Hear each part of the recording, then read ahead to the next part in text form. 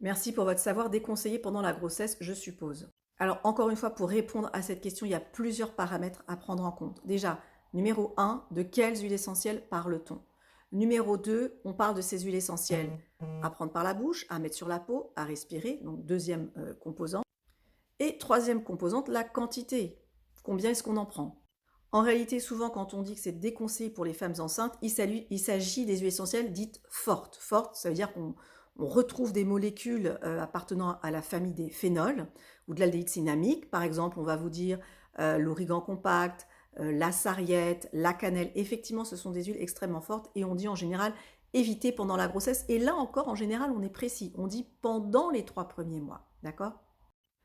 Il faut savoir quand même, c'est très important, que des huiles essentielles, vous en mangez tous les jours, ou plutôt des molécules aromatiques. Quand vous allez acheter vos petits gâteaux et qui a marqué à l'essence de citron, quand vous allez acheter votre huile au basilic et qui a marqué à l'huile essentielle de basilic, quand vous avez mangé du curry, du poivre, quand vous avez mangé de l'ail et de l'oignon, vous avez absorbé des molécules aromatiques, d'accord?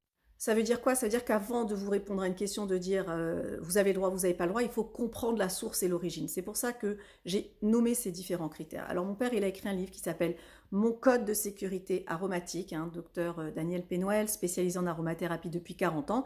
Et dans ce livre, justement, il explique que pour répondre à ce genre de questions, eh bien, il faut simplement passer son code de sécurité. Hein. Les huiles essentielles, c'est comme une voiture. Soit je vous dis, tu n'as pas le droit de prendre la voiture, et j'ai pas le droit et on n'en parle plus.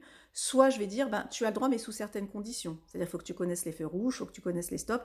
Donc votre question, si vous voulez, c'est compliqué d'y répondre parce que, en tout cas, je vous ai donné quelques éléments d'information en vous disant que ça dépendait de la quantité, ça dépendait des huiles. Je vous ai expliqué que tous les jours, en fait, on mange des molécules aromatiques. Je vous ai expliqué que le carvier et la menthe verte, les huiles dont on parle, ce ne sont pas des huiles essentielles contenant des phénols ou des familles moléculaires qui seraient agressives.